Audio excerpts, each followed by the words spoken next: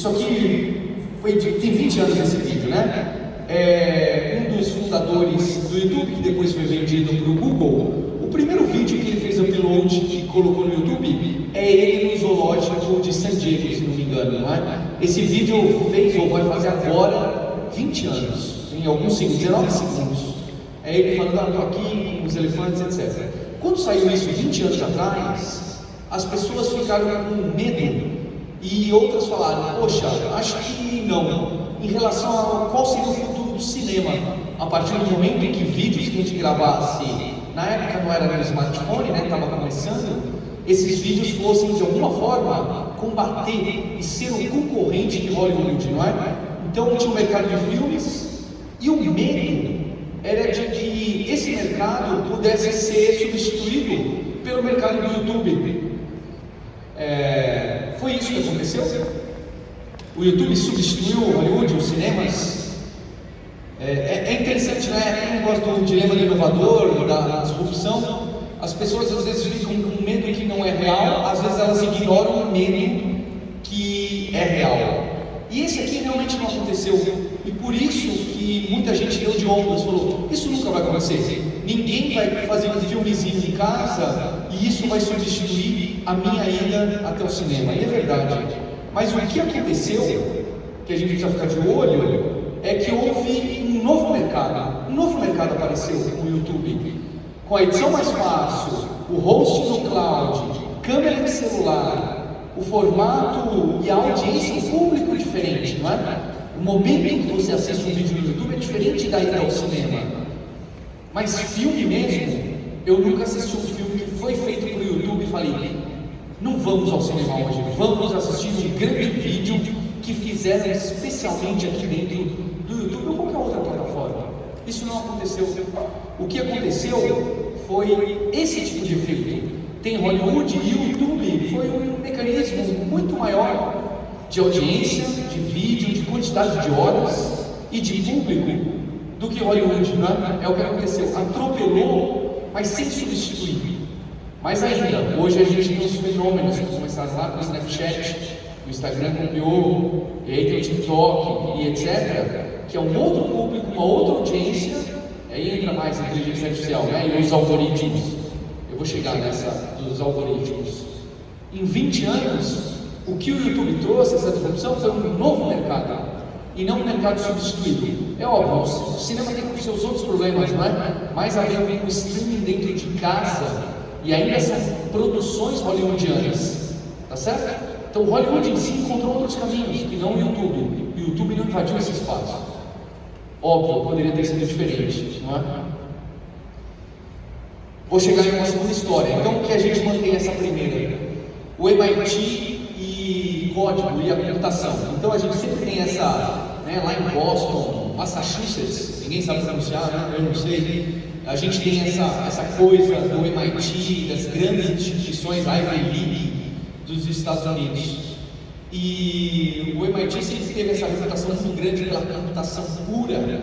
E durante décadas, o curso de computação deles era dado naquela linguagem lá, tipo Lisp, que se chama Scheme, pouco importa. Uma linguagem usada no mercado profissional por 0,01%. Tá bem? E o que aconteceu em 2006 para 2007 foi uma grande mudança. 30 anos atrás, tem gente aqui, não tem? Tem gente aqui que 30 anos atrás, nessa parte de código, o que era o departamento de tecnologia do Banco do Brasil? Ou não só do Banco do Brasil, hein? De qualquer grande instituição. Era isso aqui. Era COBOL, era Assembly, era C++, era o kernel do Linux, depois era o Unix, era o mainframe. Qual que era o medo 30 anos atrás, quando surgiu o computador pessoal? O medo era que tudo que a gente fez, né, durante décadas de tecnologia fosse jogado no lixo. Acabaram os mainframes? Não, né? Mas o que aconteceu? Aconteceu um novo mercado. Tem um novo mercado que vai além daquilo ali que a gente viu de C, C++, Assembly. E esses nomes, para quem não é muito da programação, esses nomes das tecnologias que já têm 40 e 50 anos. Tem um novo fenômeno, não é? Tem as bibliotecas, tem os tais dos frameworks, tem APIs, tem microserviços, tem o cloud, tem o tal do low code, tem plataformas que aí chega perto para todo mundo. Tem o Excel, tem a máquina do Excel, tem o WordPress, tem o Power BI, tem um monte de ferramentas que surgiram que a gente de alguma forma cria software em cima. Eles substituíram lá o código do mainframe. Para colocar aqui o MIT, que eu comecei falando em 2006, ele trocou a linguagem de programação dele do Scheme para uma mais mundana, o Python. Isso aqui gerou um grande buzz. Eu gosto, eu sempre trago isso quando eu converso.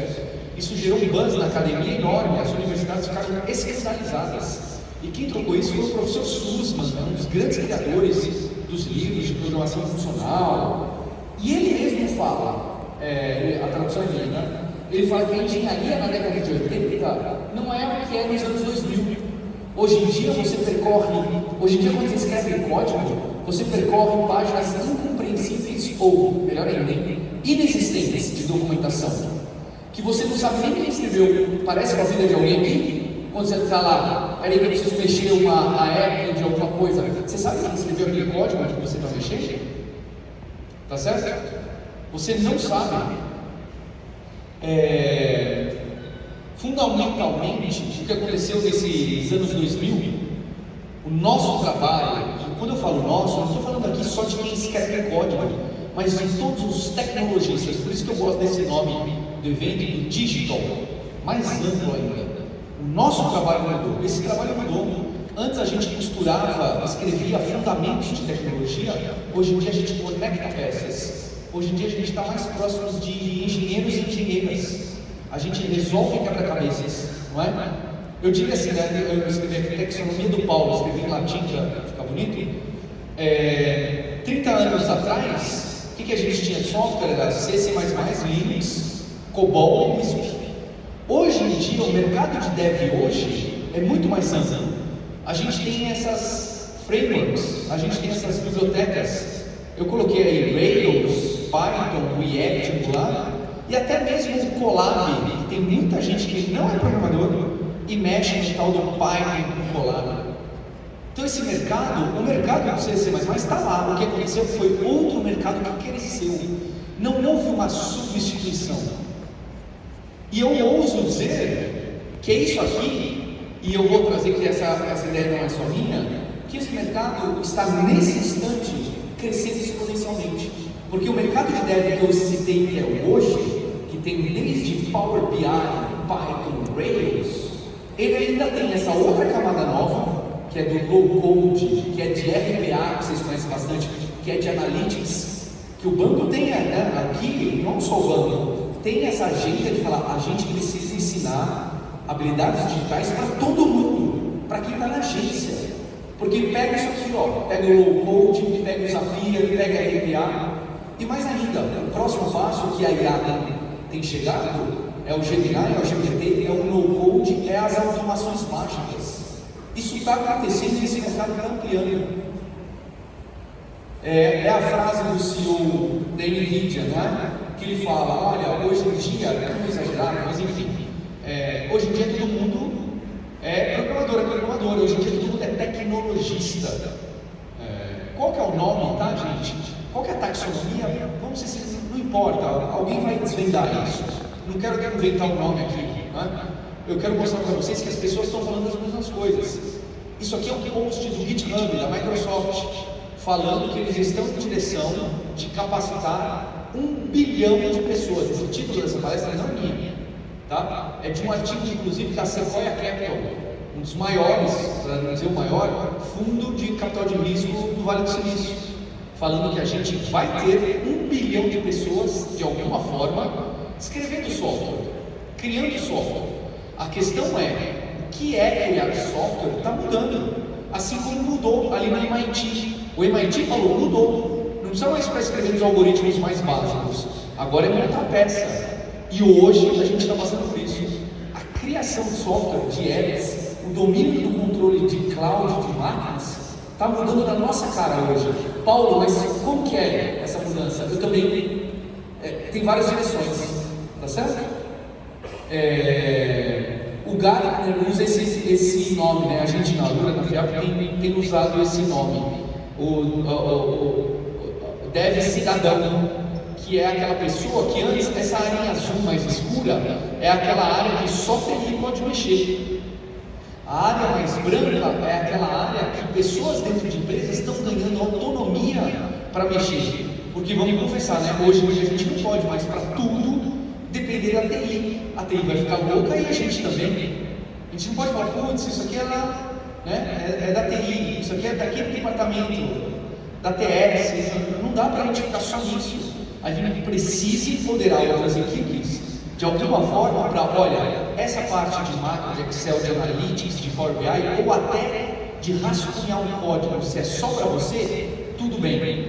Isso vai depender da governança de cada empresa, é óbvio, mas isso acontece hoje. As pessoas vão ganhar mais autonomia para se tornarem. Não, eu não estou falando que o crachá de todo mundo vai virar dev, também não é isso. Mas a gente vai se envolver, assim como todo mundo começou a usar o computador, o smartphone e a internet. Isso vai ganhar outros poderes, não é? E é a mesma coisa que as pessoas estão falando, né? A NVIDIA fala muito de low code, de prompt. O GitHub fala de professional dev e dev mais genérico. A Sequoia fala de 1 bilhão de devs. O Gartner usa esse termo aí, dev cidadão.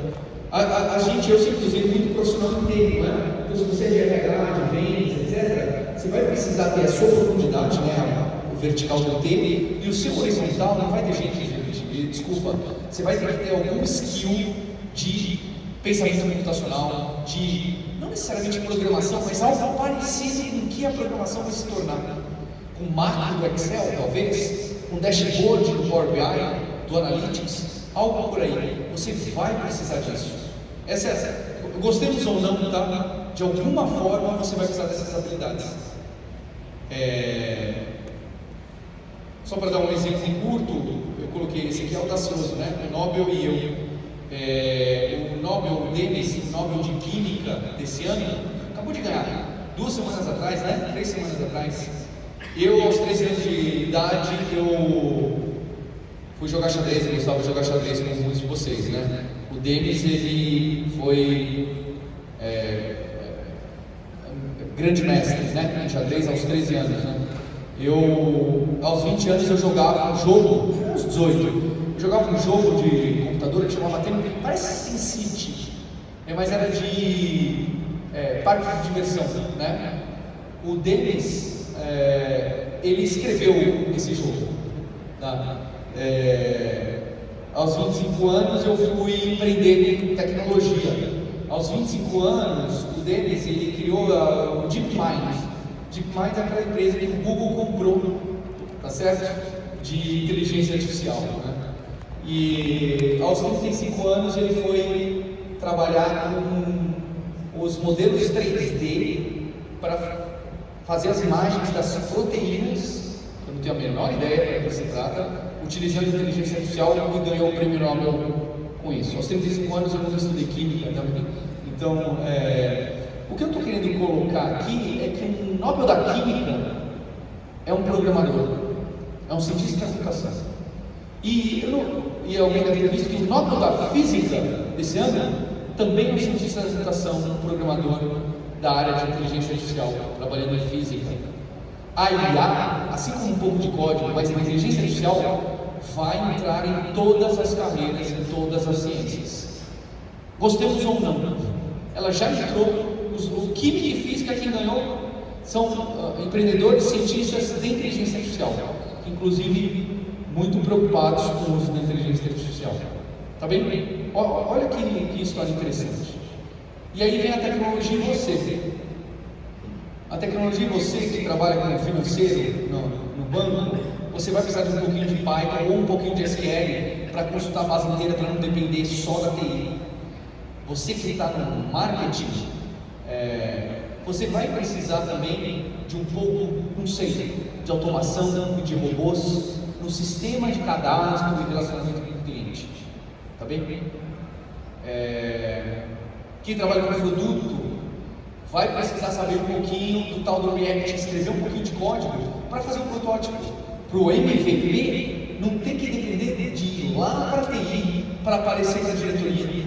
Tá? Estou dando exemplos aqui hipotéticos. Alguns podem ressoar com você, outros não. Mas eu estou querendo colocar aqui como a tecnologia vai aparecer em todas essas carreiras que estão no squad ali. Não só para quem programa e escreve código ali em COBOL ou em Java ou React. Vai aparecer para quem não escreve. De que forma? Ainda não está óbvio, ainda não está claro. Cabe a você perceber esse tipo de coisa. Tá bem? O RH com testes interativas no Business Intelligence para fazer algum relatório, reportar alguma coisa, para que você não tenha que depender da TI para fazer o escalonamento das férias e de um departamento específico. Tá bem? Isso aqui vai acontecer, já está acontecendo. E a governança de tecnologia da empresa tem um papel grande. E é um problema difícil, tá bem? É um problema difícil da gente resolver. Quanta tecnologia eu preciso estudar, quanto que afeta a minha carreira, quanto tempo de autonomia dentro de uma empresa grande. Uma empresa menor, acho que esse problema é aquela guerra, né? É o modelo Go Horse, que é das antigas, né? Então vale tudo. Vendas com inteligência artificial, escrever os e-mails de vendas e os robôs para pegar o cadastro da pessoa e linkar e automatizar, e já coloca na fila e manda no WhatsApp. Né? Organizar as coisas. E aqui eu acho interessante, eu não me apresentei de propósito, eu vou deixar no meio, não é? Eu trabalho com educação, sou um dos líderes da Lura, da FIAP, e hoje em dia a gente foi fazendo esse trajeto. A gente começou lá no tal do back-end, né? COBOL, Java e tal, e a gente foi avançando para o Agile, para o Scrum, para o front-end, para engenharia de dados, Python, SQL, Analytics, e depois inteligência artificial. A gente foi vendo essas bolinhas crescer. Eu passei por isso, eu enxerguei isso acontecendo, a tecnologia saindo daquele lugar onde era o pessoal do computador que se escondia, os nerds esquisitos. Não que eu não tenha um tipo de nerd esquisito, mas eu quero dizer, ele ganhou um outro aspecto, tem outras pessoas que se encaixam em tecnologia. Quem não está aqui no back-end, eu sei que também se enquadra nesse espaço. E eu, como educador de tecnologia, fui avançando esses espaços junto com os times para chegar nesses lugares. E as comunidades também. Tá? Isso gera uma discussão ampla. Porque antigamente, quem aqui tem mais tempo, havia até preconceito de quem era do COBOL e quem era do mainframe com o computador pessoal, a baixa e a alta plataforma que vocês chamam, né? E mesmo quem era do Java, do C# tinha preconceito com JavaScript e com HTML. Mesmo quem era do JavaScript e HTML tinha preconceito com quem era do React e do Angular. E quem é do React e Angular odeia falar que inteligência artificial vai escrever um pedaço de código. Gente, é o mesmo filme. É o mesmo filme de Hollywood crescendo e falando assim, não, isso aí não vai dar. É um outro mercado. E provavelmente um mercado muito maior que o nosso. Um mercado que vai crescer e que a gente vai poder trazer benefícios para o cliente, para o usuário final, de outras formas, ao invés do código. Tá bem? Até deixei aqui, depois eu vou deixar um link, né? A gente está chegando, depois quem quiser conversar com a gente. É um lugar que eu tenho muito carinho aqui em Brasília, né? Acho que é a capital que eu mais visitei. Por amigos, por trabalho. E agora a gente quer chegar junto com a universidade aqui, primeiro no modelo híbrido, e quem sabe, depois o Marcos vai ficar bravo comigo lá, quem sabe também com uma unidade de verdade aqui, que a FIAP é um centro de referência em São Paulo. Eu espero que possa ser com os laboratórios, com os MBAs, um centro de referência aqui em Brasília. Deixei um link para quem tiver interesse depois de conhecer, para a gente poder bolar melhor a FIAP aqui em Brasília. A penúltima colocação é do Japão, né? E eu acho que eu tinha essa visão do Japão de ser um ambiente, que deve ser de muitos aqui, daquele ambiente de tecnologia do futuro, que ensina pra gente, não é? As pessoas falam, vai lá para o Vale do Silício que você vai estar colocando o pé no futuro. E aí quando você vem para o Brasil, você sabe, eu sei, né? Aqui algumas empresas, alguns órgãos, o Brasil teve, né? Tem um programa para os profissionais executivos vão lá, beber da fonte, entender a disrupção, volta para cá e fala, gente, vamos para esse lado, porque está acontecendo isso nas fintechs, no sistema bancário, né? E o pessoal diz que Israel e a China são outros desses lugares. E tem gente que considera também o Japão, que ao você vir ao Japão, ao enxergar como que as empresas japonesas estão fazendo, você vai falar, poxa, aqui eu consigo fazer igual e ir lá para o futuro do Japão. Então esse ano, finalmente, eu tive a oportunidade de visitar o Japão. O privilégio. Né? Essa é uma foto minha em Osaka. Eu gosto desse tipo de ambiente altamente denso, muita coisa, tá bem? E eu fiquei muito surpreso, não é? Foi revelador. E para dar mais detalhes para vocês, eu fui junto com o meu irmão, que é cofundador da Lura. O meu irmão Guilherme, ele foi comigo lá, ele já tinha ido algumas vezes. E quando eu estava lá, eu perguntei, quantas vezes você já foi para o Japão? E ele falou, Paulo, essa é a minha 10ª vez no Japão. Meu irmão tem 43 anos, ele não é oriental. Eu acho que eu não conheço mais ninguém que já foi 10 vezes ao Japão. E ele foi a primeira vez de mochila na universidade, aos 20 anos, né? E lá eu entendi. Porque eu não sei se vocês têm aquele amigo chato no Japão, é aquele que tudo que você fala, ele fala, mas no Japão é não sei o que, sabe? Não, mas no Japão isso é melhor. Não, mas lá no Japão a comida, isso aqui é muito melhor, não é? Eu virei chato do Japão. Você for pé do Japão, você percebe que há algo lá de muito interessante que acontece lá. E eu queria trazer duas reflexões para vocês. Né? A primeira é a minha expectativa. Eu coloquei aqui uma foto de uma daquelas máquinas de atendimento automático do Vale do Silício, lá da Califórnia. Então, lá em São Francisco, essa aqui é uma das não tão recentes da Pepsi, né? É uma máquina da Pepsi que é tudo digital, tudo NFC. Tem até esse aqui tem card. E tem um tablet gigante aí para você comprar.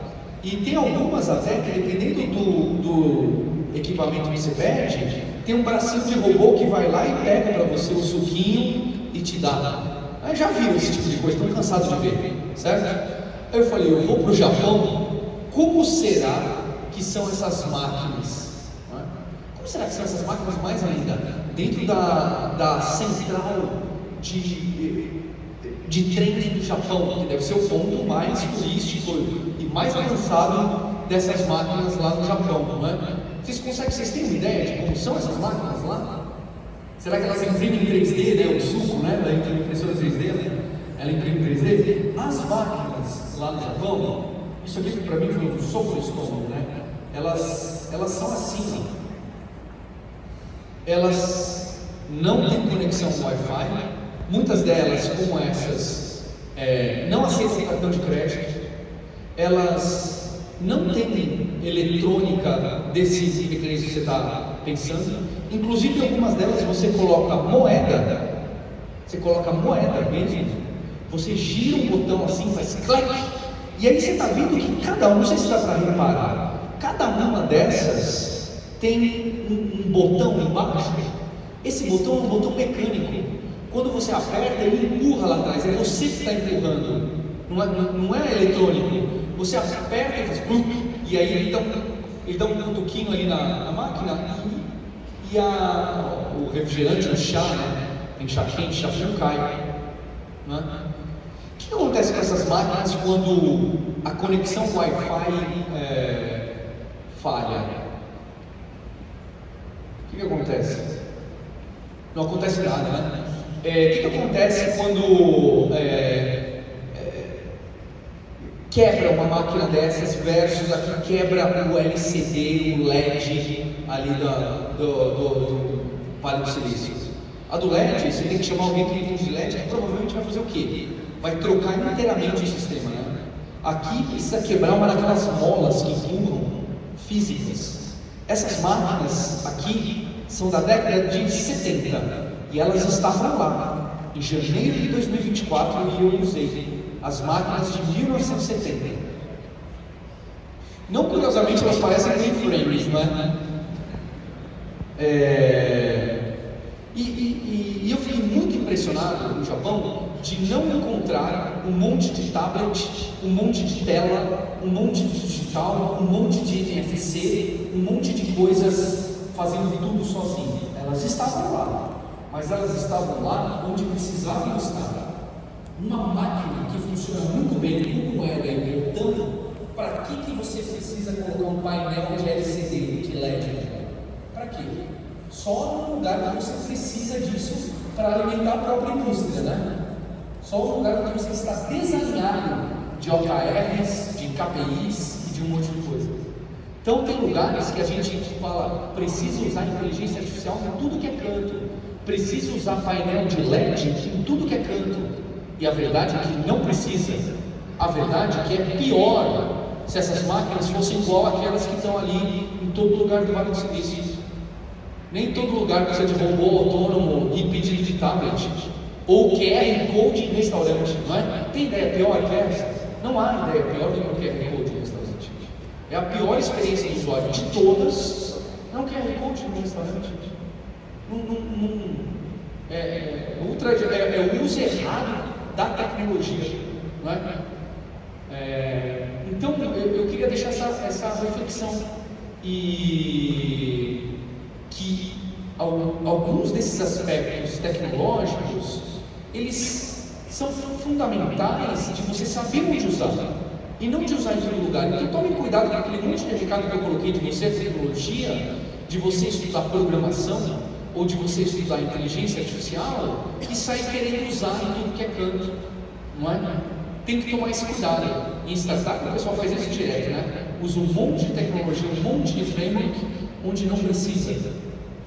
O exemplo do Japão é incrível. Ele tem a tecnologia onde precisa. Tem muitos restaurantes que eu fui que não tem a comandinha no papel, não tem nada de sisteminha PDV. É um restaurante familiar. Para que ele vai colocar o PDV? Já tem fila no restaurante, já está funcionando. As pessoas vão até o lugar de pagamento e pagam, falam o que consumiram. O problema está resolvido. Não há problema novo a ser resolvido. Para que uma nova solução onde não precisa? Para que reescrever uma solução onde já funciona muito bem? Tá certo? Então acho que esse é um recado muito interessante. Eu já contei vários, tá bem? Eu sei que isso é um privilégio, e é real, não é? Mas estar lá e ver o trem funcionar é diferente do que você que já teve a oportunidade de ver o trem em um país rico e funcionar. É diferente, tá bem? Não é que ele não atrasa, tudo é avisado, funcionado, ele te avisa a hora que você está chegando na estação, ele fala, por favor, pegue sua mala. Porque a gente está chegando, aí você olha para o lado, está passando assim a 100 por hora, né? Você fala, ué, o que está avisando? Aí na hora que você começa a levantar, o trem já está parando. Se você não pegar na hora que ele falou, você pegar a mala, a porta abriu, já saiu, o pessoal você já está indo para outra cidade daqui a 100 km. A porta fica aberta 45 segundos. Ele não é pontual só na hora da partida, ele é pontual na hora da chegada, porque ele vai ficar 45 segundos na estação, não é? E você vê que tem um monte de seres humanos envolvidos com isso. Tem pessoas apontando e falando. Não é a inteligência artificial que está lá no Shinkansen desde 1964. Desde 1964 ele está rodando lá. Sabe quantas vezes parou a rede inteira para dar manutenção lá do trem? 64, hein? Hoje, antes era o Osaka Tóquio, hoje em dia passa, né? O trem bala. Passa no Japão inteiro. Quantas vezes ele parou o sistema inteiro para dar manutenção no trem bala? 0 vezes. 0 vezes. Tem um acidente fatal. Uma pessoa que se colocou fogo nela mesma dentro do trem. Sabe? Tem que, né? O negócio do Kaizen, a gente tem que mesmo parar para ouvir. Só que lá eu percebi que o país inteiro roda assim, né? Não é só a Toyota. O país inteiro roda desse jeito. Não tem como você não sair de lá e falar, peraí, eu preciso estudar um pouquinho como eles pensam. Tem uma série de problemas também, tá? É óbvio. E eu vou tomar liberdade também de falar da atenção, né? Então já que eu tive a honra aqui, vai estar o Karnal, o Godzilla, me colocar aqui, eu vou ter essa honra, eu falei, poxa, eu preciso também trazer um recado mais amplo, que eu me considero um líder de tecnologia na comunidade, e sei que aqui há pessoas que direcionam a tecnologia, não só no banco, mas em outros lugares. Então eu vou aproveitar para colocar uma questão, que é a primeira vez que eu me sinto impedido, a primeira vez na minha vida, a levantar uma bandeira, a carregar uma bandeira, não é? E algumas pessoas falam dessa primeira batalha contra a inteligência artificial, não é? E a primeira batalha contra a inteligência artificial foi na década de 2010, e nós perdemos, que é os algoritmos de recomendação. A gente perdeu essa batalha. Essa batalha gerou a ansiedade dos nossos adolescentes, a polarização das nossas famílias e a nossa necessidade o tempo todo ver se tem algo mais interessante do que eu estou fazendo agora. Será que no meu celular tem algo mais legal do que eu estou fazendo agora? Pode ser que tenha, pode ser mesmo. Então deixa eu olhar. Então a primeira batalha, que eram sistemas classificadores de recomendação, muito mais simples do que qualquer GenAI, sistema generativo, nós perdemos essa batalha. Foi utilizado de certa forma, especialmente em mídias sociais, que não tem como a gente deixar de ser crítico. A gente criou situações que eu acho que fez o trabalho cair na nossa vida pessoal, nossa vida pessoal misturar com o trabalho e separou as pessoas, em vez da tecnologia juntar e auxiliar as pessoas. Tá certo? A segunda batalha contra a inteligência artificial é essa agora, né? Que a gente está vendo agora.